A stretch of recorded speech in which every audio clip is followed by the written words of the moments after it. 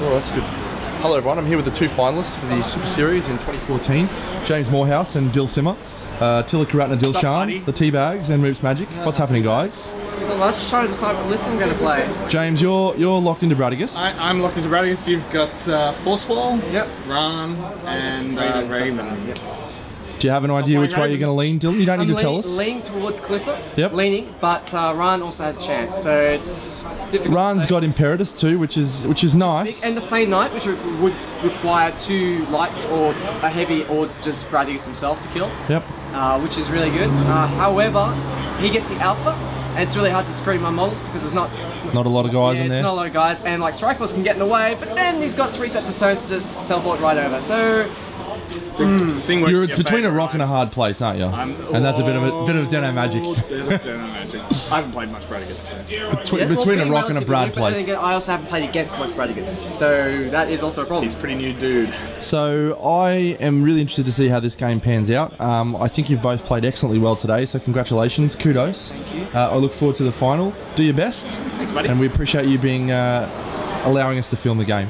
Appreciate you filming the game and documenting my Good luck. It'll be fun. Hopefully it isn't as short as like my last game against James, which is awful. That was good. Let's not speak of that. Or against Deno. Yeah, that was also bad. The tears were real. Salt. Tears, Discord being out by half an inch. Which meant nothing? Which meant nothing because it wouldn't have even done. Yeah, it was really bad. Let's not speak of it.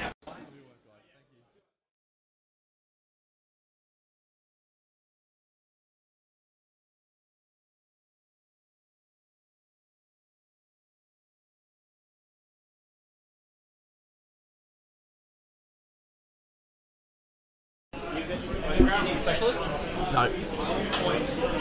Ladies and gentlemen, friends, family, loved ones, and fans of A Doge's Breakfast, fans of Oz Machine, we are here for the final of the Super Series for 2014. I do apologise if there is some noise in the background. We've just been hit by a ridiculous storm.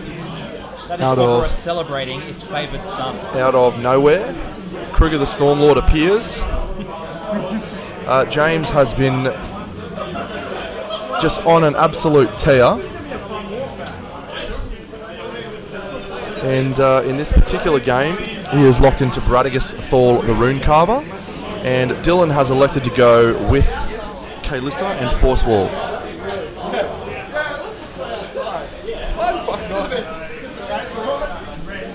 So it's quite hilarious because there's 2 people supposedly playing out the front, which looks very fun.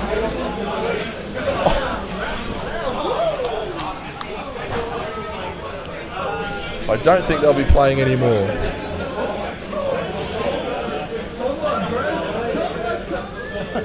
So, apologies everyone, there is a lot of noise coming. So, to go through the lists: Force Wall, Calissa, Aspis, Griffin. Any Stormlord's angry! Any specialists taken? Dylan, did you take specialists? What'd you take? I swapped out 1 unit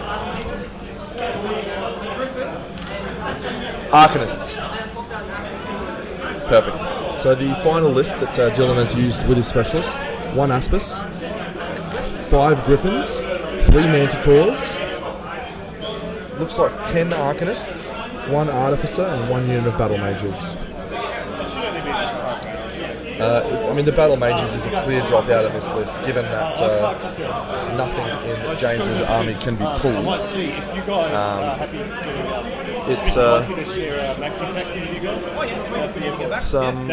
I do apologise again for the noise, everyone. It's very, very loud inside. There's a lot of crazy weather going on out the back. But we're here for the final, which is important. You've done really well, Bill. James's list is the traditional Bradigus Thal, 6 World Watcher, 2 Guardians, 2 Sentry Stones, and 3 units of Shifting Stones. Tier 4. James has 1 first turn. This scenario is close quarters, so you have 2 flags on the table. Now, with this particular scenario, there is a kill box in play. The second thing to note about this particular table, the table itself has a river running through it. That is not a river. It is being classified as open ground with no impact on the game. It's merely for cosmetic purposes. Does look great. It's a fantastic table. The setup here at Hall of Heroes has been really well done, and big fan. Wow, it's getting a bit noisy in here.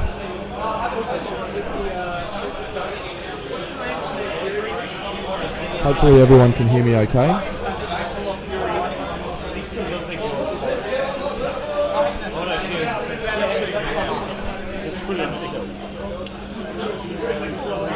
I think probably what you're going to see is basically the wall of the watches in the front, a combination of second center stones, then Bradigus, two wall guardians, probably a silver stone at the back. So what you can do if you really want to is put one of the stones in set 1 and set 2 forward, and then port feet. Who wanted to over?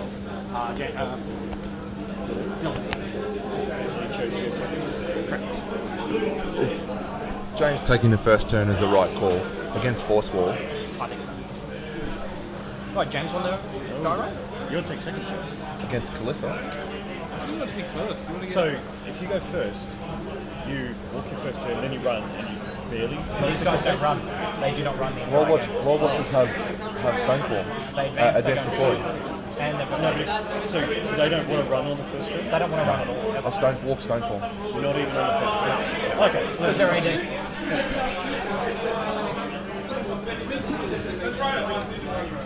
Ben Lee's always bringing in the goods. If mages can break any stone sets, then closest feet becomes kind of useful. Yeah, that's the problem. They're always going to be Clumps, they're not. It's not like that. not only that, you've got to get through the forests, then the beasts, and the only person that can actually do that is the Calissa, which is a gun, which you shoot. I mean, all of the... random secret issue, ignore everything for line of sight. Dino, King, turn around, mate. Top, bottom table. Strike and oppose. So they can see you.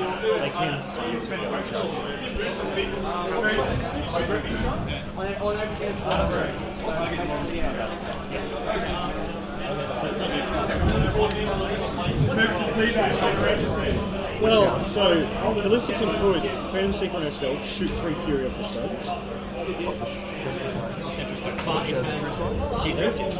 Yep.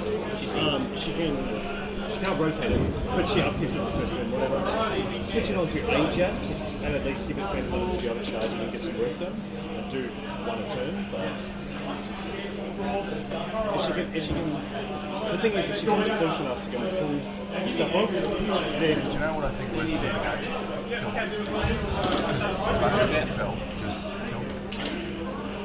There's no objectives, which means you're going to rely on actually hitting the models as opposed to pushing the objectives. Brad has to work fairly. He has to work the pull-offs. I don't think he's worried about assassination.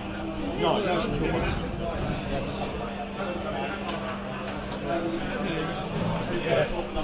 So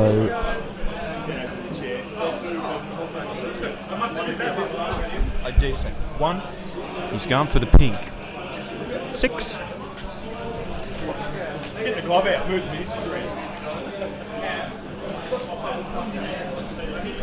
the Force Wall has some interesting rules. Losing the ability to run on the first turn certainly slows James's army down, but I don't think that this scenario is live enough for Calissa to ride that into a scenario victory. I think that it just becomes a delaying tactic to allow her to get into better positions. James has got a few little World Watchers down there, which will probably be able to easily create synergy. And the unfortunate thing for Dylan is, in 1 turn, he's probably going to lose 4 of the Jacks from synergy buffed World Watchers and Guardians. And there's not a lot he's going to be able to do about that. And as long as James doesn't overextend to do so, it's just going to end not great for him, I don't think. It really feels to me that this matchup is heavily skewed in Bradigus' favour. Probably as much as a 75 to 25%, which is pretty significant.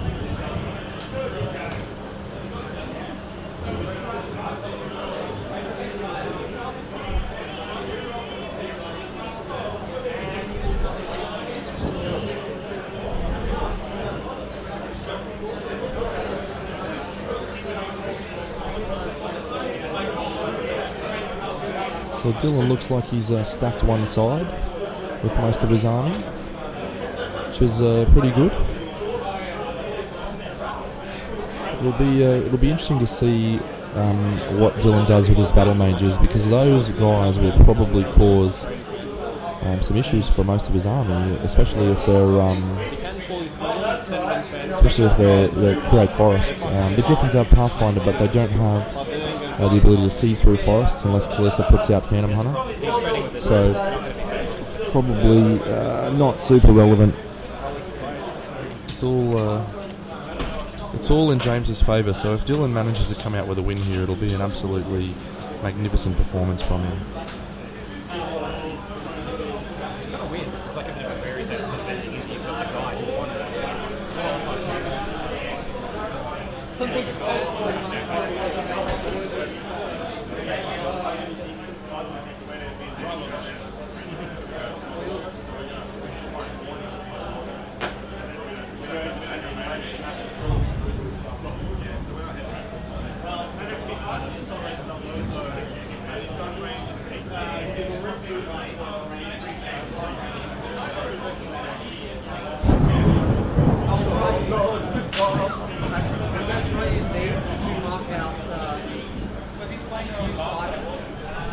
Great afternoon for Epic Nemo.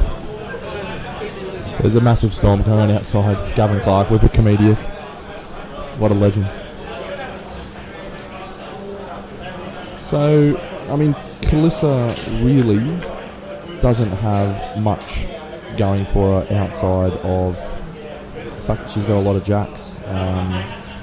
James will need to spend some time each turn building up a synergy chain to allow him to get enough hitting power to get through those jacks, and look, it eventually could fall in Dylan's favour if Dylan positions his stuff correctly. The Manticores have +3 strength, the ability to get +3 strength, and look, they'll also do some damage, especially with the Arcanist in the game. It's just basically a matter of who blinks first, who makes the first mistake. I think that's probably going to decide the game.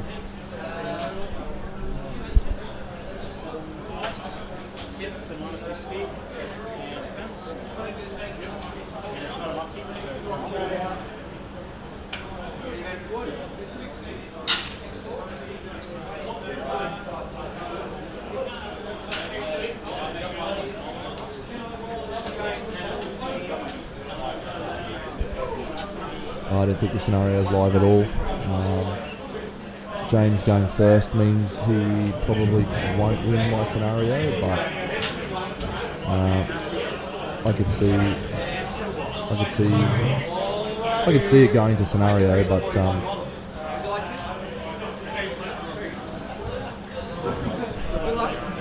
and we're underway.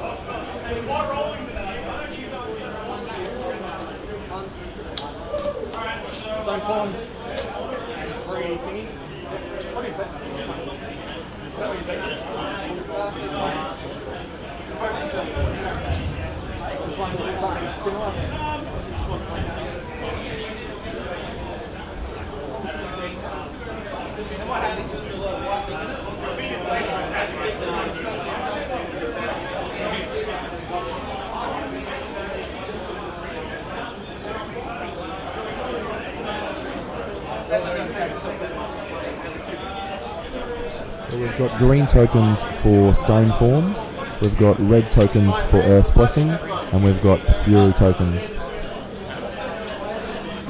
Green Stone Form, red Earth's Blessing, and the focus tokens, Fury tokens. So James is just getting these watchers into position, starting the game off.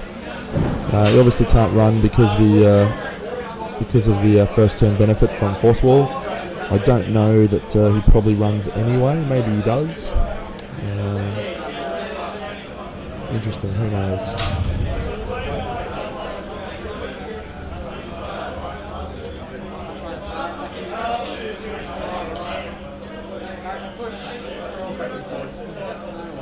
Same thing for me.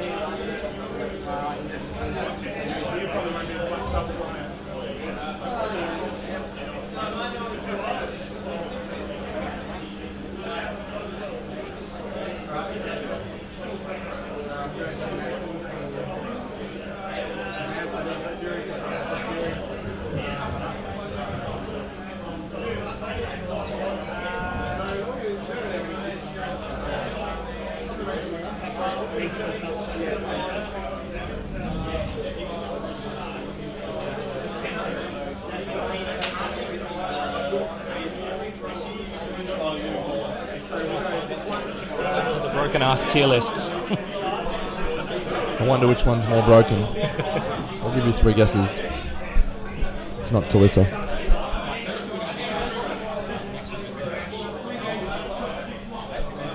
You guessed wrong.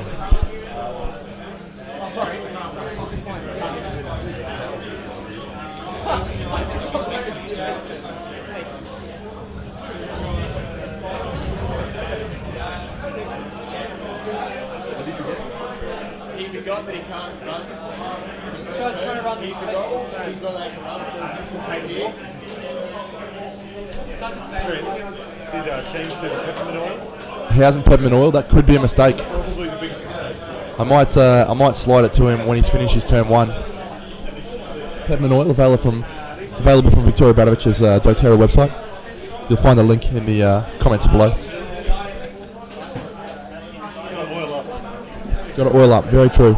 Jamie Saxon. He's a wise and intelligent man.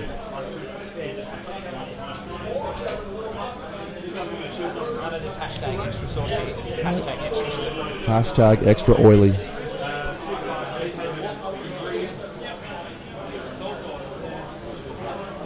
So Calissa having true sight is pretty handy, as is having Siphon Bolt and the ability to draw off Fury points, particularly from the Sentry Stones. But I don't know that the Sentry Stones are as key in this particular matchup as they are in others. He just doesn't have the hitting power in the Calissa list to be able to get through, and he doesn't have the focus to spread around. I mean, he'll get 1 charging attack from each Griffin if he power boosts and uses, and then he loses the Griffin. So it just seems like a long game plan that doesn't work well for him. Doyle's very interested in what's happening in this game, watching dog videos. The rain looks like it has abated slightly, so hopefully the noise levels are a little bit better.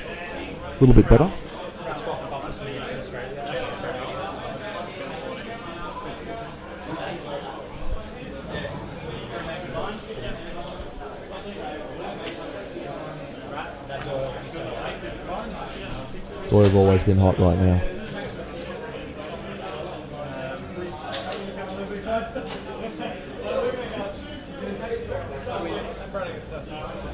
Bradovis falls over like a mouse. Not sure.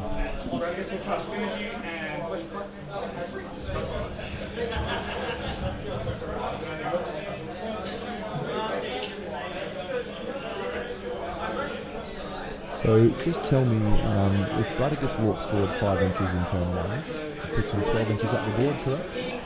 So he will be in the kill box with no issues whatsoever by moving forward 2 inches next turn.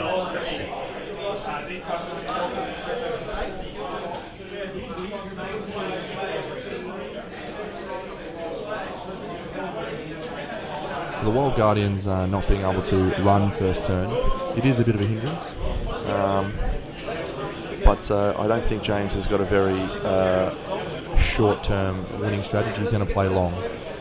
Having said that, he's just taken 10 minutes on his first turn. Not ideal.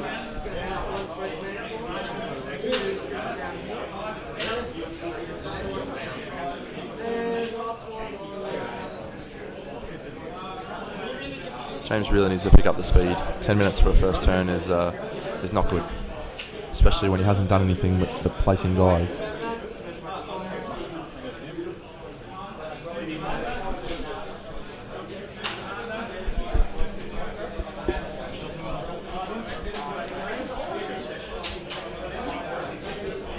Really like the clean paint scheme on the two jacks there. I'm pretty sure they've been borrowed from someone because Dylan's scheme actually wasn't.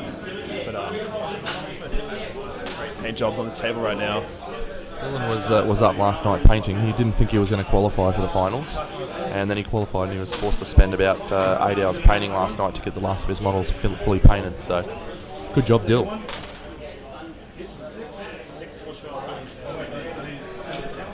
All it is now.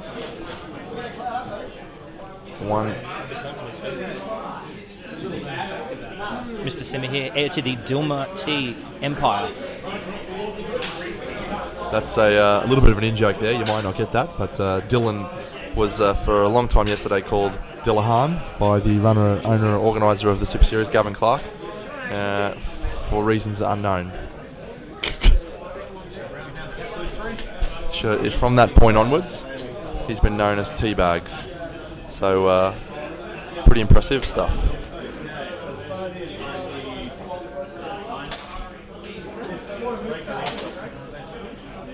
I could see a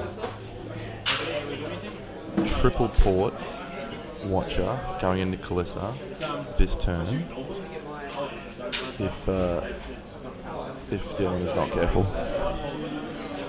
Could happen. If Dylan gives him, James could see. Did Calissa feet there? Have we got feet up? See, you know what I do if I'm James? I advance Bradigus, feet, push everything forward, and I teleport a Guardian 3 times, or 2 times, and get him into position. Oh no, Calissa's feated, okay. So then you'd add 5 watches to create synergy, and then another watcher just kills Calissa. I feel like Dylan's probably going to run models in front, but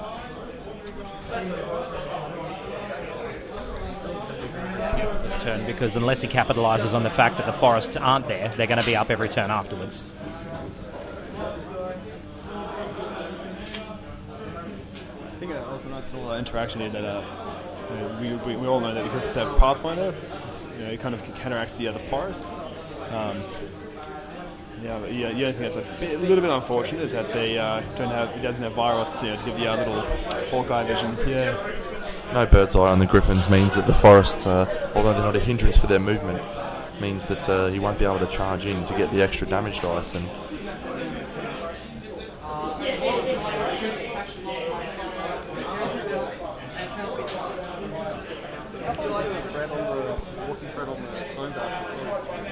walking thread with a feet. Yeah. It's 10.5. If he teleports a stone form watcher forward, then he wins.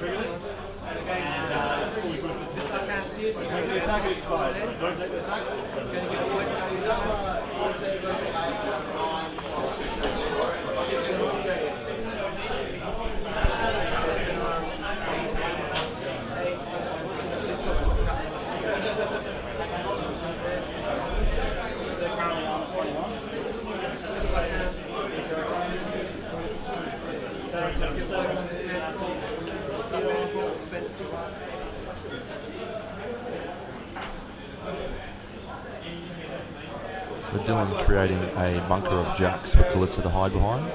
knowing that none of James's models have reach. It's going to be very difficult for James to do much to get to her unless he uses Radigus and beat back. I feel like James just clouds up and stone forms and waits out the feet.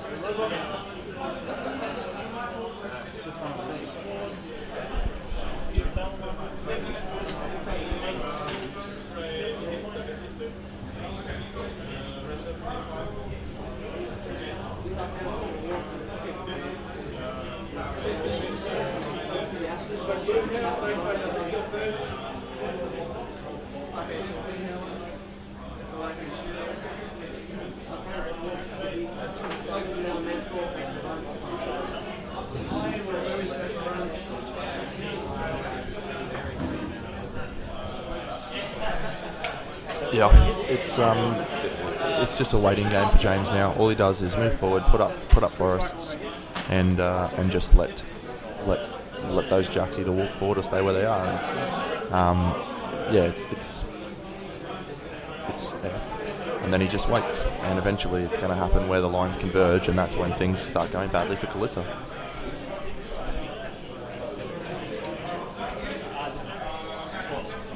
Yeah, James is going to be scoring second, but if Calissa wants to take points on her flag, go for your life, love. It's going to be a bad place to be. Yep.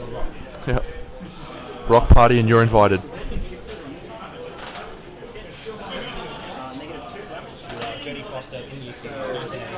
Pinball machine. It's happening. Boo, boo, boo.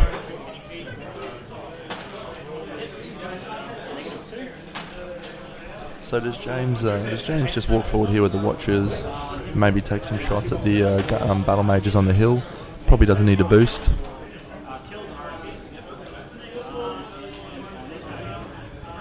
James very cleverly just taking off all of his animuses now that there's no need for them to be on there because he hasn't made any attacks on him. Probably technically against the rules.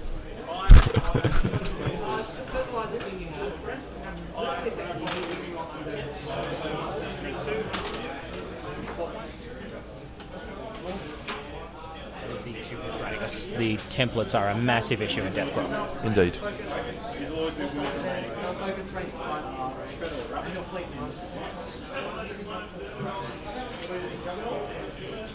So we thought James took a while on his first turn. Dylan has now taken 49 minutes, down to 49 minutes. So it'll be a tight game on clock, I think. Here the Jacks are accumulating the Stay Fresh crew position, punching all around, posing for a photo. It's very, very interesting that there are so many Jacks in such a small space, because if a Guardian somehow gets there in a turn soon, it's going to be on.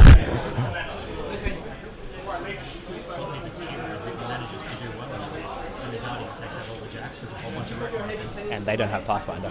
Correct.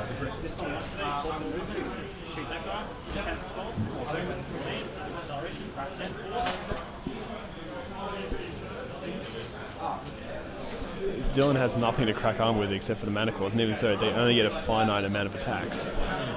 Not to mention that they don't have Pathfinder, so even if he utilises Phantom Hunter to get line of sight, he can't get through to the models behind the forests. It truly is doubling down on the suck right now.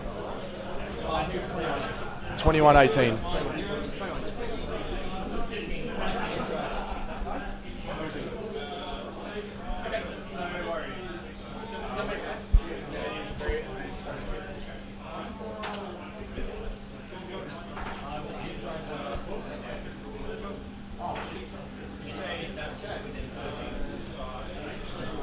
I hope James doesn't try and get too tricky here. Bradicus has a lot of options every turn, but the right play this turn is to simply hold position and wait for Dylan to overextend. Stone firm and continue winning. Correct.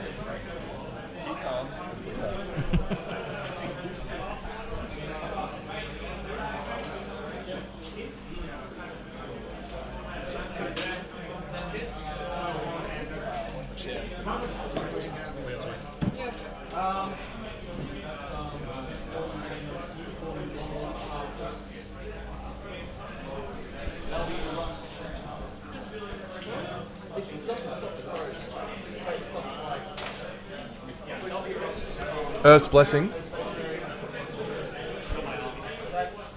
Stationary push.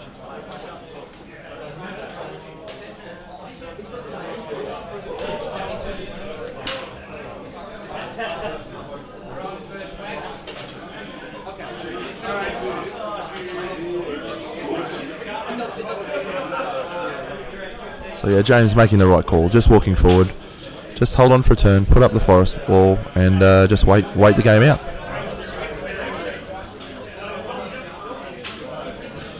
So Kalissa was probably getting excited that she'd be able to use Phantom Hunter to strip off some of the Fury points, but if James puts that Sentry Stone up behind the 3 Watchers, then that won't happen.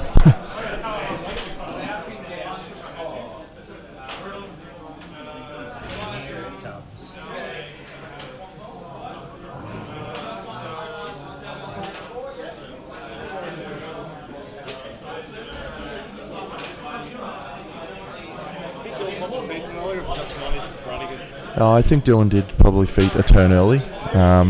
Would have made a lot more difference next turn. But the thing is, James can just wait out his feat. It doesn't matter what turn it happens. James just waits it out.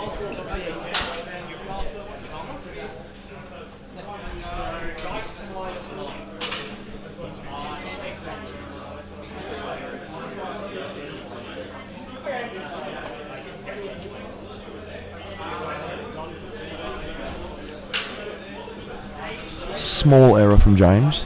What he needed to do was do the Twigmen first and put the Watchers up behind them so that his position was accurate. He's now risking potentially not covering the angles properly.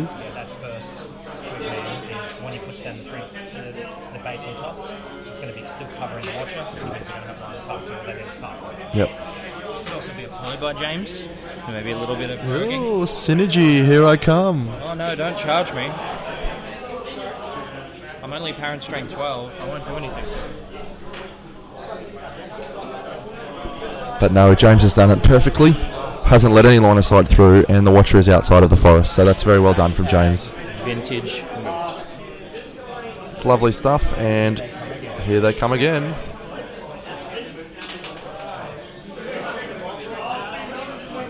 Only 2 this turn. Or is there 3? No, Moops was able to position the stone correctly last turn, so hopefully he hasn't messed it up and put too many guys near shield wall dudes. Hopefully he's still got 3 shield guards in range for the Sentry Stone. He's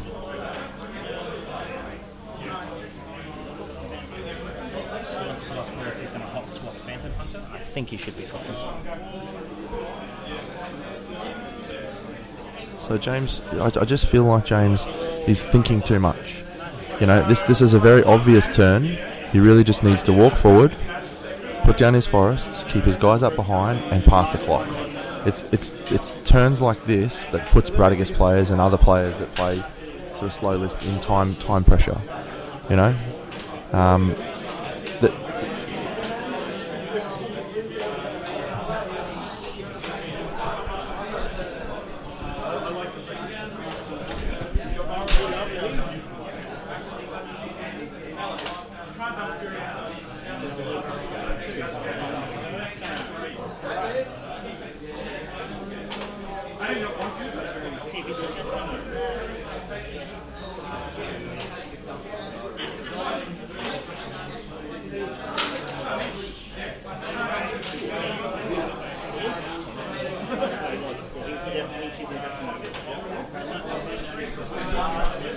Oh, lovely. So James has managed to keep 2 of his Watchers, 2 of his mannequins safe, and not needed to use them this turn. So he's going to have a significant cloud wall next turn as well if he needs it.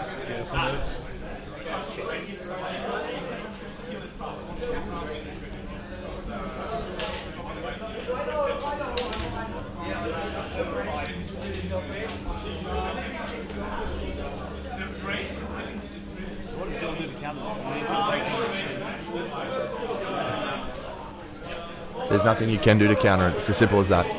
This is just Bradigus. This is what he does. This is why I think he's bad for the game.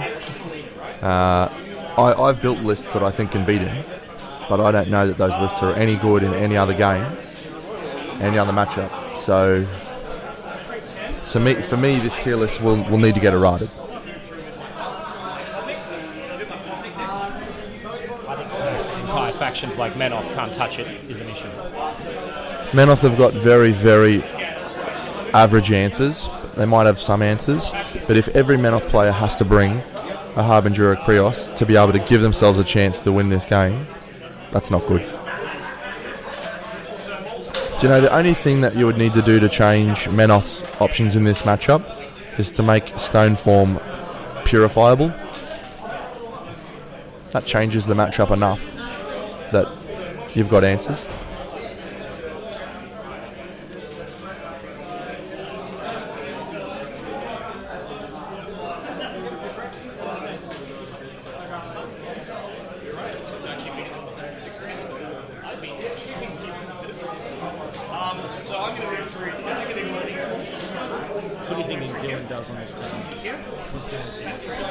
Look, I think Dylan probably just camps on the flag. Probably just puts Calissa on the flag and surrounds it with jacks. Says I score 1 point. That's, you know, he's got a point on the bank. James then has to make all the running, and that probably... Look, I think James's placement of Bradigus this turn is very crucial. If Bradigus is far enough forward, I don't know how Dylan stops him from Bradigus assassinating Calissa. I mean, Bradigus himself can go up to, you know, power 20, mat 11 with no problems whatsoever and beat back, and he's going to have 5 Fury. So he's going to make 6 attacks. Calissa's just going to outright die if he hits her twice. So, you know, he's got 4 attacks to move guys out of the way to get into position where he can get a reach attack on Calissa. So,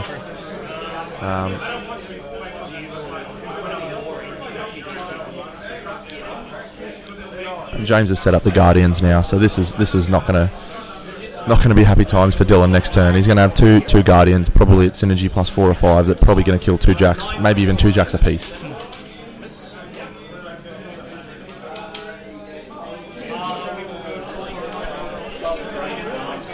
Fleet, yeah, with Fleet they'll go to walking speed 8 with reach, so it's a threat range of 10 inches.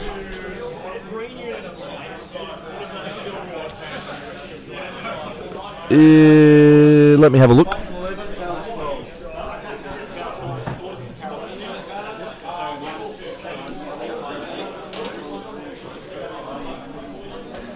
It's probably ever so slightly out because of the angle that the Griffin will have to go on. Is going to have to put him across the face.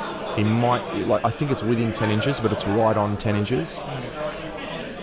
41 minutes for James. Another 9-minute turn.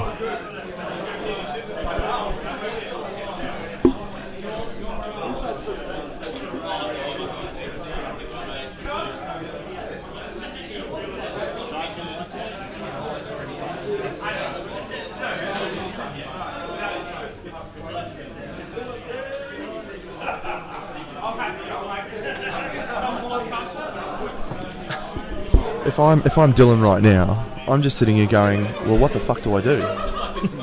You know? I mean, what options have I got right now? He might be able to kill that Sentry Stone.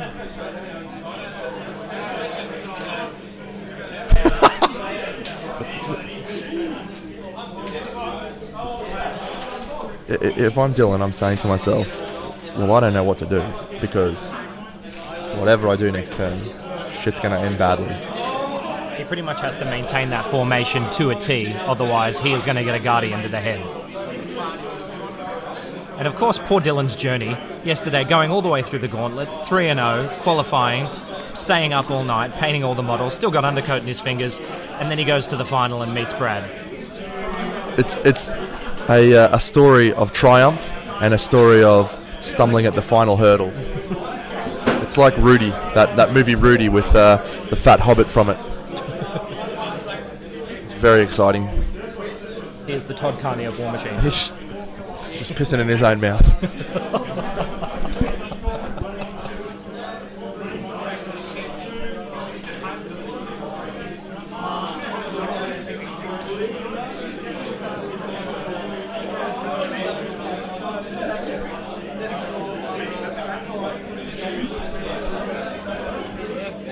it just feels like Griffin doesn't play him armor. We're at 8, 16, and then we go to 18 with the shield. Yeah. Oh, full 18.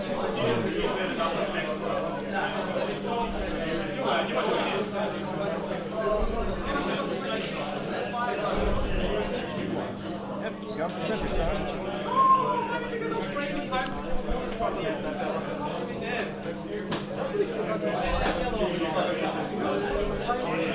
So we've got a souped up Griffin here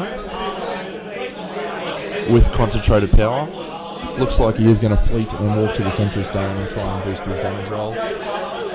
Probably on the numbers, I think he falls short, doesn't he? It's power 14 for the Griffin with concentrated, or power 16. I believe it goes to 16. So -2. Yep, our boost will get it done. Armor 18, 8 boxes.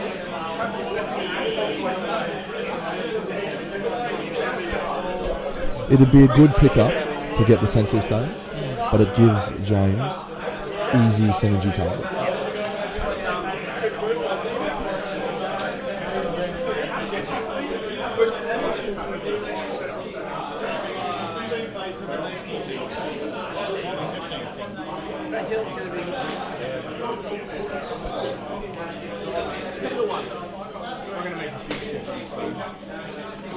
When you move, yeah.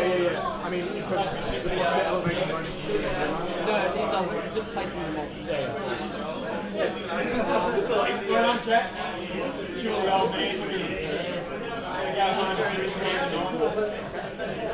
Just going to walk up over here. So, do we care too much about that? Do we want to just shift it side to side? Pause the clock, James.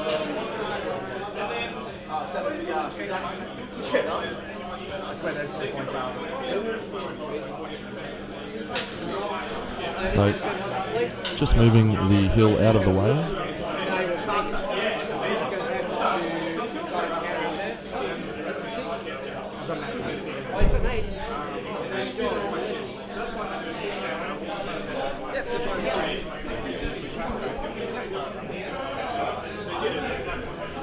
So yeah, that fleet move hasn't quite got it.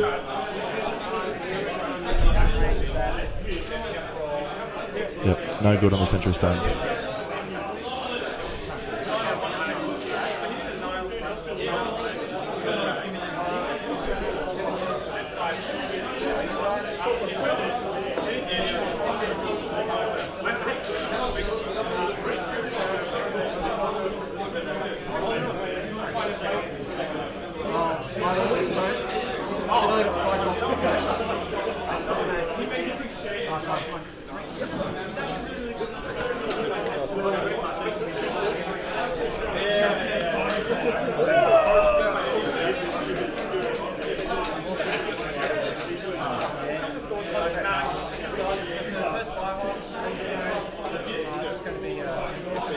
It's definitely got reach.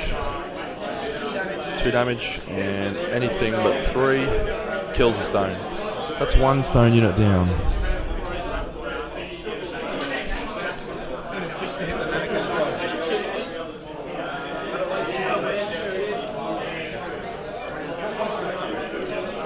So good play from Dylan there. He takes out a shifting stone unit. But, I mean, in this particular situation, 1 shifting stone unit's probably not relevant. Like James doesn't need a triple teleport. He isn't set up for it. It doesn't make much difference. So it makes Fury management a little bit more integral, but not by much. I think it actually probably benefits him because he then doesn't have to worry about setting up that stone unit for teleports. He just goes, this is a Fury management stone and a healing stone, and I'm setting it in place for that purpose. So, you know, losing 1 shifting stone unit probably not too bad. I don't see Dylan picking up a second one easily. We'll find out soon, I guess. Also, Trent, don't forget, like you mentioned earlier, James now has an easy synergy target as well. Very easy synergy target. Maybe 1 push to start the chain, and then it's all on from there. And to be honest, James probably kills that guy without too much difficulty.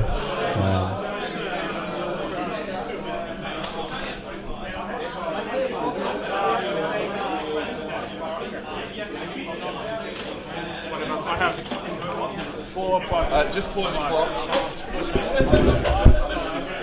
I just don't like the if somebody put that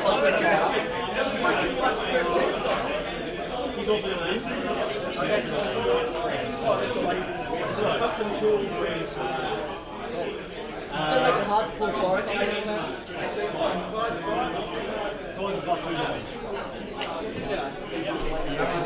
This one. By the way, that's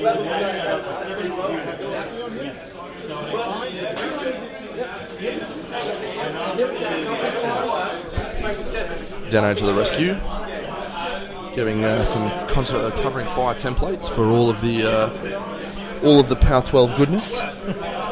I mean, look, it's actually not terrible because watchers cannot stone form and then walk. So it's going to, if he jumps a couple of rolls, dice -5, maybe he scores 4 or 5 boxes on a guy. Every little bit helps. Takes out a spirit, takes out a body. All adds up.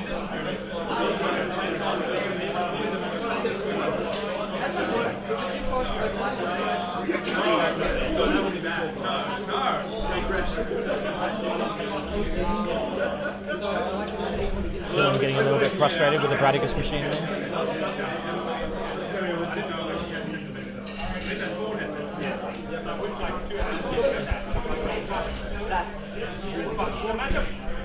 That's incredibly weird, actually. Sports guard, run switch charge.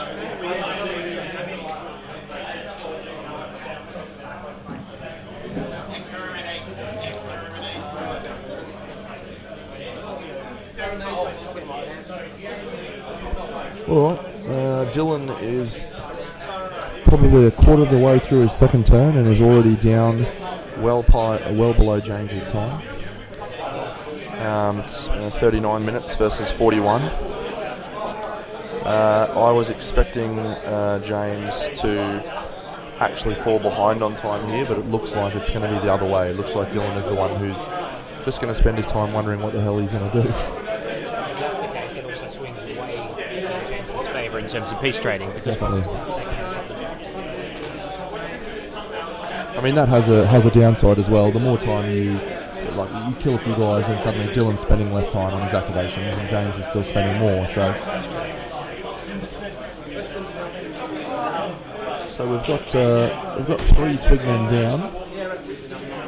Looks like from this turn, those battle mages are perfect targets for Brad to potentially beat back off.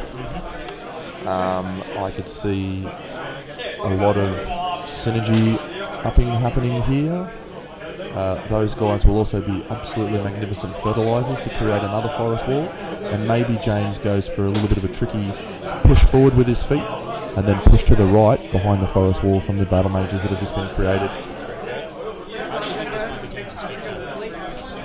It's possible, yeah. I mean, it all depends on where Calissa goes, because I'm looking at the game now and I'm thinking it's either a long grindy game or James just goes, I'm going to end this game, Bradigus is going in, let's make it happen. have more synergy targets being fed to the Bradigus machine. There's lots, and he's going to run out of, I mean, that flag that Calissa's probably going to stand on, if Bradigus gets to a position where he can beat back a guy across, yeah. If she stands on that flag, that's going to be her hill to die on. That's exactly. That's it. That's game over.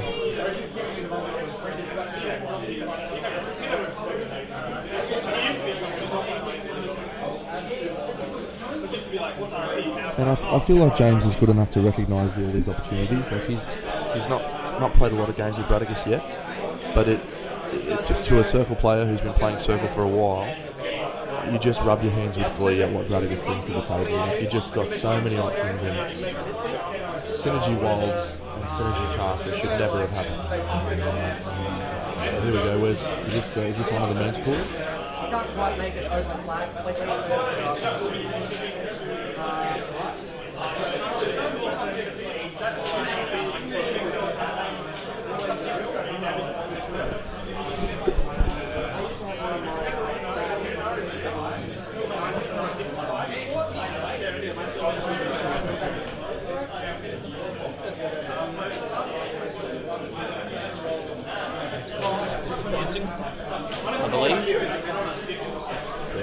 put down a covering fire again. No attacks happening. Not much else he could do with it.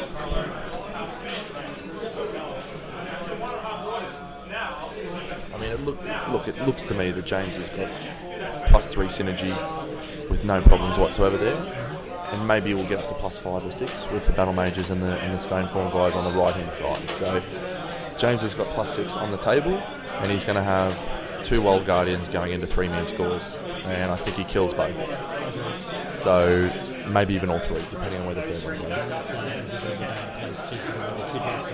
Yep. He gets the synergy plus around about 4. Wild Guardian either seriously cripples both or kills both. Correct. And if Kalissa goes to the flag, James just teleports Bradigus to that spot and punches her through the flag. There's no way to stop that.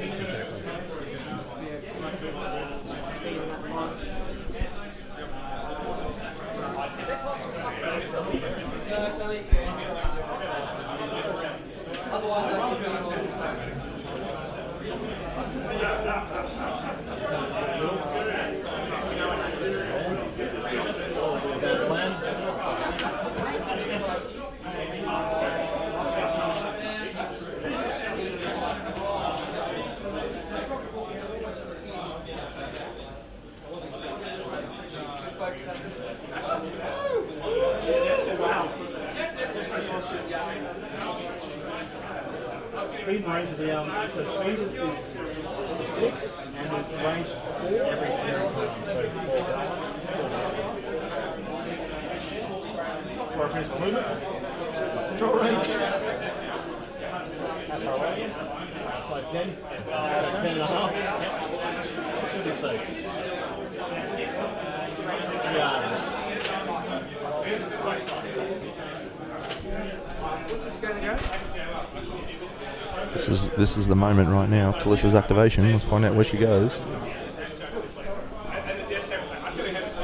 just going to dance on that point. And that's game over. Indeed.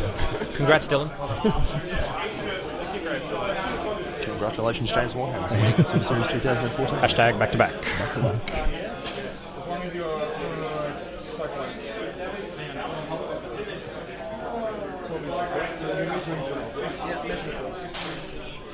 Don't go any further than that. That's it. Okay, in that case, I will shoot him. What's your defense? I need a 5. Facing my attack, that's fine. Hits him. I need to roll it. She's facing like that. She's going to put Fan Hunter. I'm not here from there. Count 2.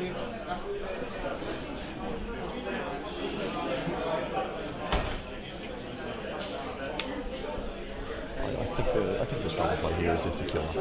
I think so. I just think it's the easiest way. Bradigus is going to teleport by both ships and get into the position where it's less.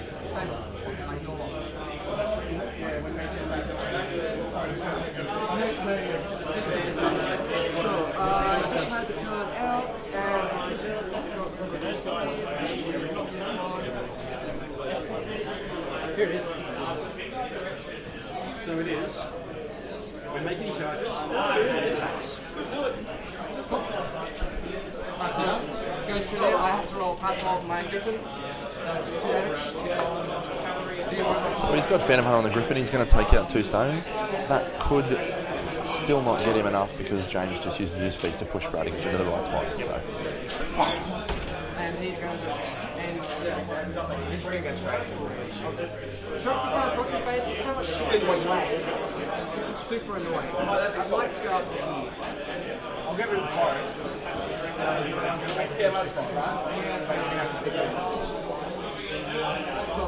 Oh no.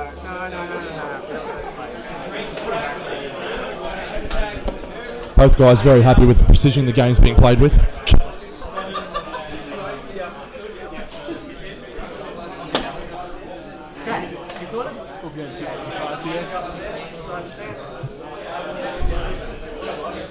Who'd ever think 3 AoE trees gets so annoying?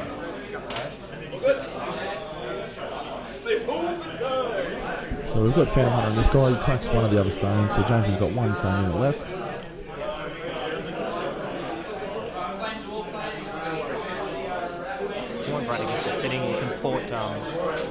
You can basically just port to the side, feet up, done. Not hard. I probably think Bradigus is better off porting up that way. Yep, that's fair. Forward and then beat back with across. That's on the far side of the ball. Yep. It depends on the flying position and everything as well. But looking across, I don't know that Bradigus will be able to get to a position where that Griffin's not in the way.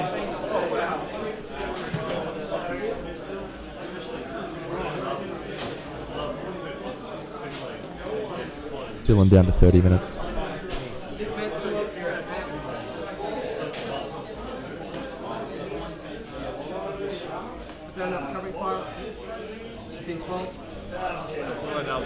So the correct play now is Bradigus teleports to just beside that Griffin?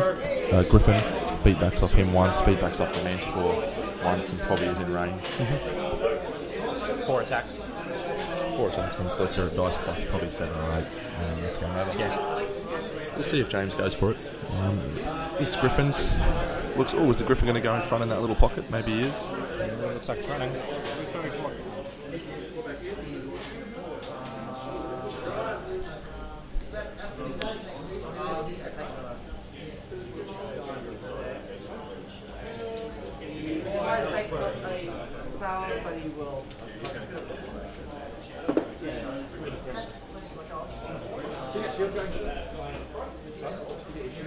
Yes, because attacks are returning outside the house.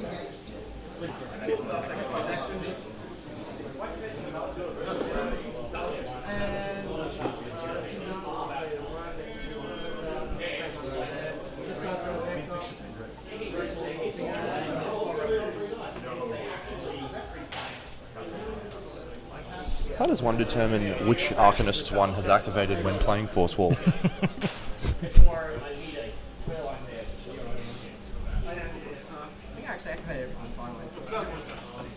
And as Dylan ships the clock, he is down to 29 minutes.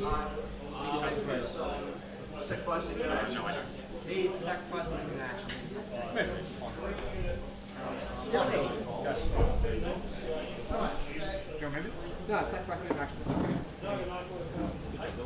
Okay, cool. So, this stone will take one off him. This stone will attempt to take one off him. No. Those two will take 2 of them. This stone will take 1 of him. So that's stone there, that's stone there. I feel like it's Phil's on the spectrum job. It's a fairly shitty situation.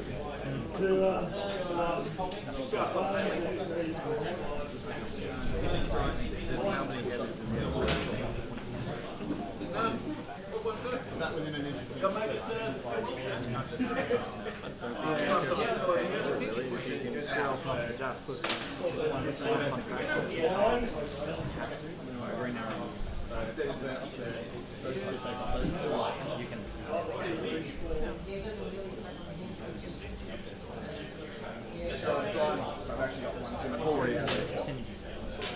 So we'll leave a Duncan Fury. Leave the wall going into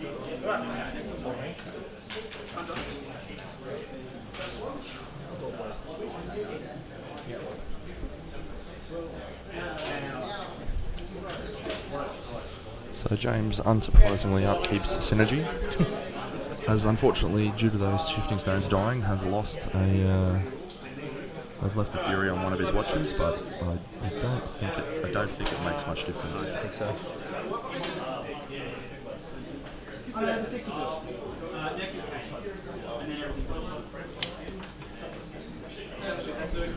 Yep. So James has recognised that he's just worked out the position where Radix is going to go.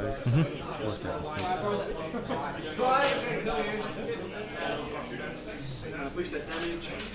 the model is facing whichever direction you would like to face. That's really annoying. Just face what I do. Just face what I do. Push that damage. Push moves to speed won't trigger covering fire, will it? Yes.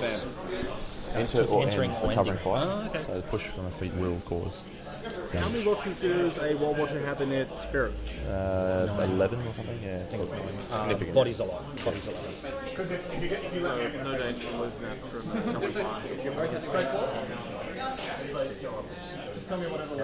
That is fine. I didn't have a particular facing, it was just that it was like these guys.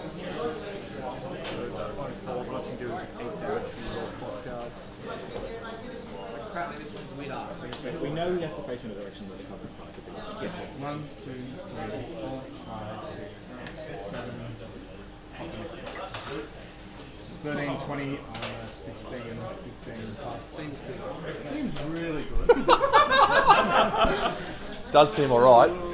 Hello.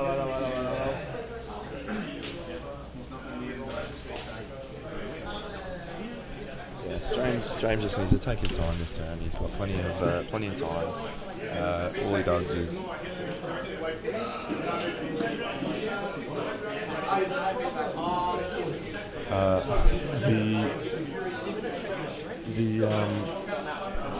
excuse me. I don't think beatback's immune to free strikes. Is it all 3 sets of stone tackle? No, One 2 down. stones. Doesn't matter. The game is over. Yeah, he's just. It's just one game. Calissa moved to the flag and lost. The rest. She's. Yeah, okay.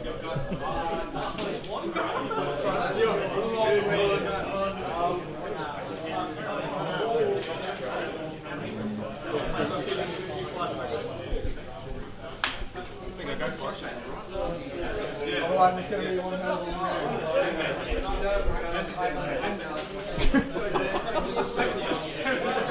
So we'll see. Moops just needs to play this turn properly, right? He just needs to make sure that every watcher gets the synergy chain active and makes it happen. I think probably his best option is to get that sentry stone out of the way, get the shifting stone units out of the way, and put that guardian into the thing, ram, and knock that watcher down so that his little guys can just go, and he doesn't need to worry about pushes or anything like that. Agreed. But I don't know whether that's actually going to happen. Actually, the guardian should Trent. That's what it should be. Yep.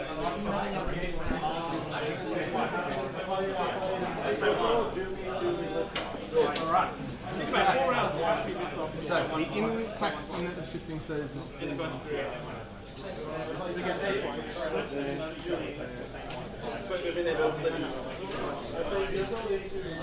What is the basic strength of a rolled or guardian? Strength. Yes, is it 10? I believe it's 12. I believe they're 12, 4 on the rams. That is correct. Yes, it is. No, that's not correct because they're past 7 anyway, so it'll be 5 on the rams and strength 12. I think it's 5. Let's consult. We'll be back in about a minute. Where are they?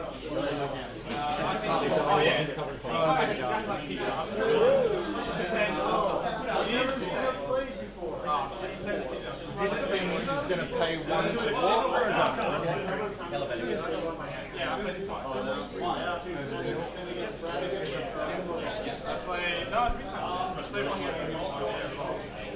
And then Bow Magic, take off your focus. You are correct, Mr. Dennis. 12-5. Very good.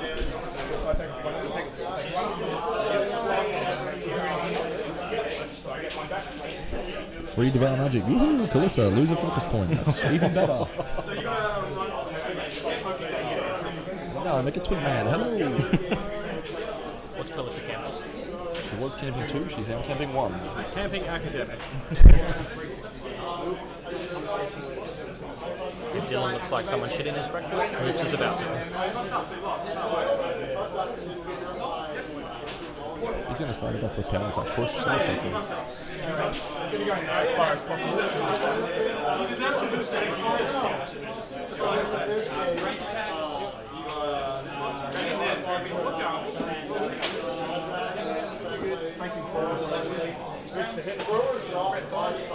He's going to take an attack, that's fine. And stone form.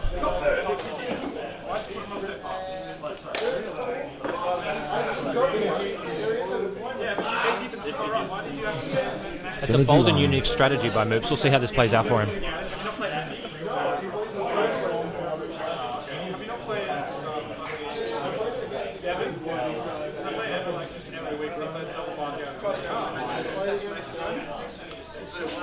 It's like going to be bad. Me, my cast is going to be dead at the end of the turn. It's going to be bad. one is going to walk up next.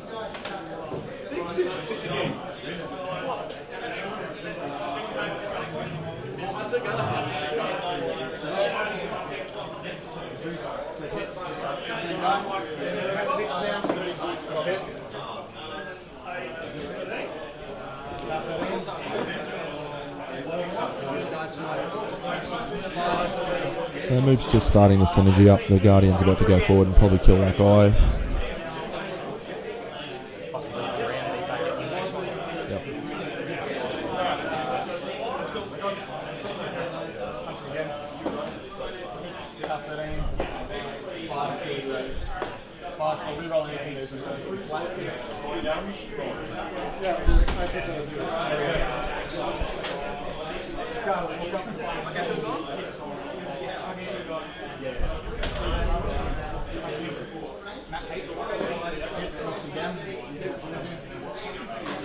I think James probably wants to ram him here. No, I'm serious, because the Watchers over this side, I don't know how many of them are going to be able to get into battle mages. Maybe all of them, but...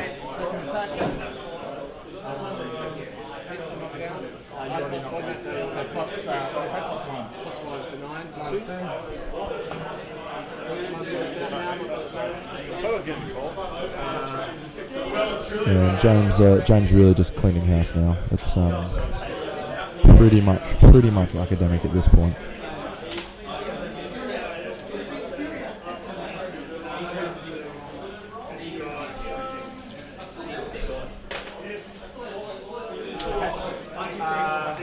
Yeah, we'll buy an attack.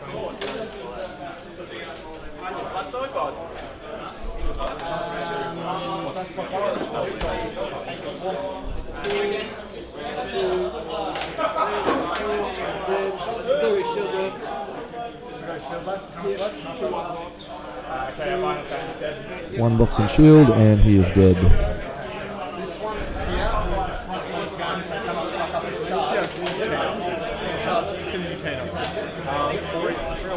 Synergy, sorry? Synergy is currently at 3. It's probably enough now. So the rest is just... He's got enough synergy to kill probably Calissa and her family. 4 to the 517. If Dylan rolls a second column 5, it's not good.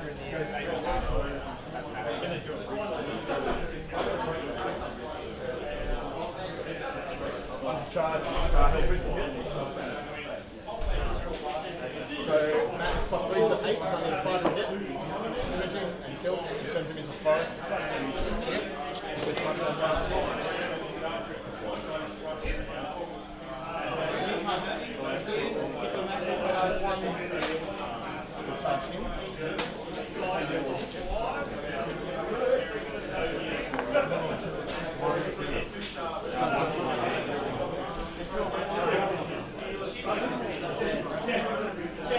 So this is just basically completely academic at this point. We've got a plus a synergy 5. Bradigus, who's about to get teleported by Stone, shifted across and block a Manticore out of the way and then get into Calissa. So we have to go up again. We're going to get 6.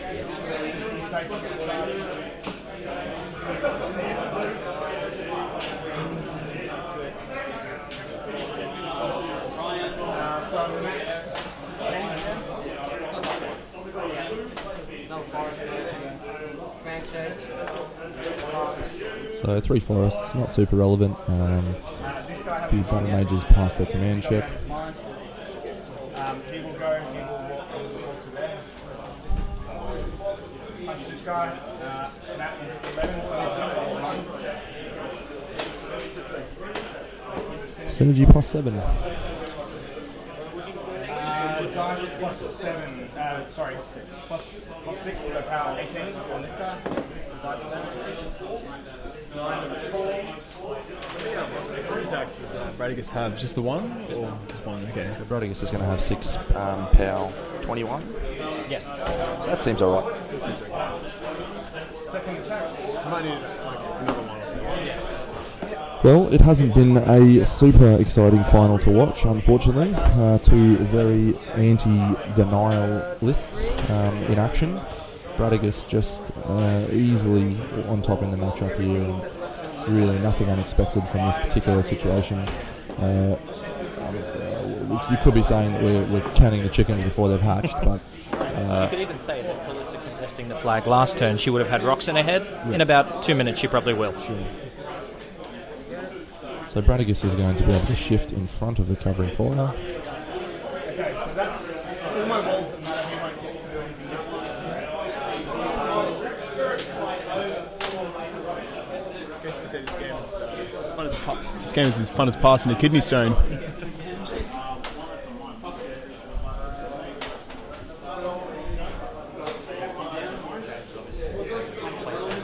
Yeah, he just wants.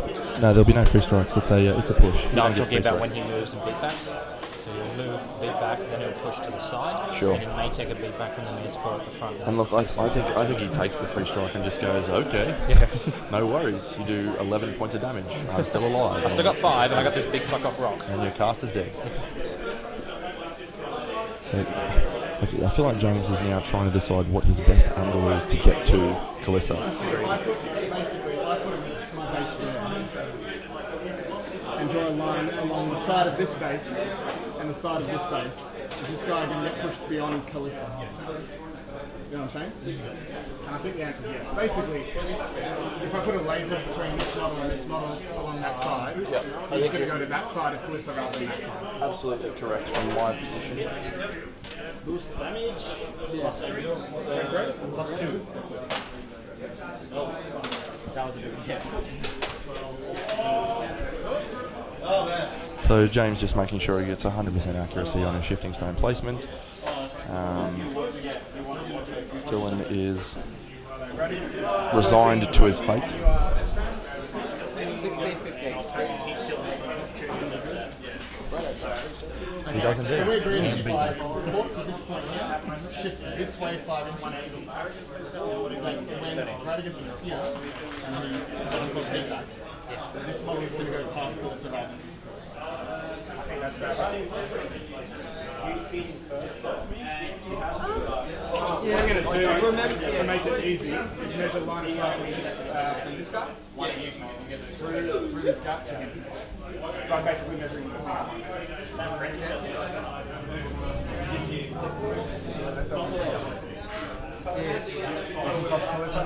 Yep. So James just making sure he does everything with precision. He's about to teleport Bradigus forward. He's then going to use Bradigus's feet and shift across laterally 5 inches. He will then beat back once onto the back manticore. He will be engaging Calissa with 5 Fury and synergy of +7. So it's about as academic as it comes. James would need to roll 5 successive double ones for Calissa to stay alive.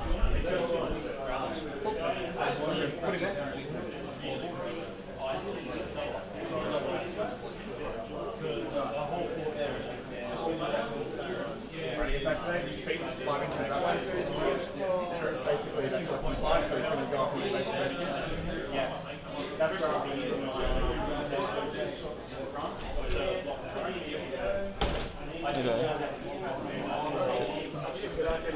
Race if they have stealth. So one can lock in front. That's why I asked about his face. You'll be back this way, Moops. You'll be back this way. Yep. No worries. So we've got Bradigus in position. He's almost got reach to it. One beat back and we'll get him into position.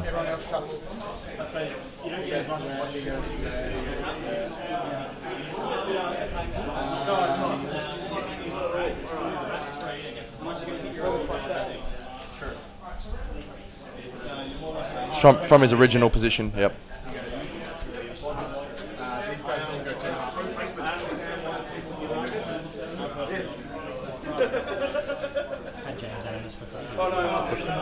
Indeed, he wouldn't have. Well spotted, Matt. What can I say?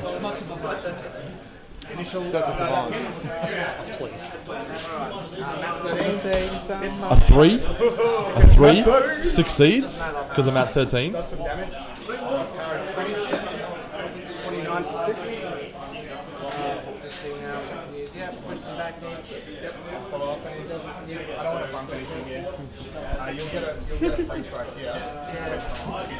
Let's just roll that straight away. Let's do it then. So we're moving him back, and Bradigus has a 1-inch advance. Outside of your base side. Now do within 2. Have a free strike. Free strike misses, which is hits on a 4. Dice plus 5. Power 20, so dice plus 5. That's 14 boxes. And this is game over, ladies and gentlemen.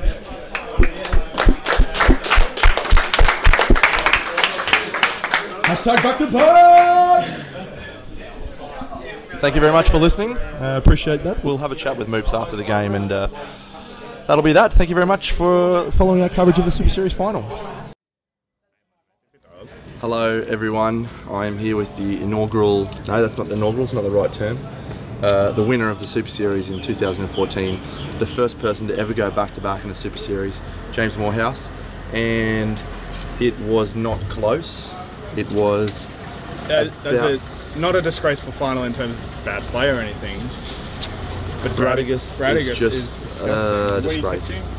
Get in here. Get in here. Get in here. Doyle. Get in, Doyle. Still not it. Yeah, so look, it was there was Bradigus versus Kalissa Force Wall, and Kalissa's got some really... Let's just go back to the start 1 second. He doesn't have Assyria, which might be a potential damage answer. Or Virus. Didn't have either. Which just, it's pushing shit uphill, and I mean, he did some great stuff and killed a couple of stones and died. So that's you couldn't kill a business. Bradigus is flawed, fundamentally flawed, and not good for the game. Bradigus is tier list. Bradigus is tier list. I think him alone is... He alone is fine. The tier list is a massive problem. I've played that list, I think 5-6 times. That might have been the 6th or 7th. And you've never come close to losing. And it wasn't even close. And all I had to do was walk up, rinse, repair. It'll be interesting for you to watch the commentary, because the game panned out exactly as I said it was going to pan out, and it was just never in any doubt. I was very impressed he got the stones that he did. So was I. Very impressed. I just thought you can't do anything. Even then.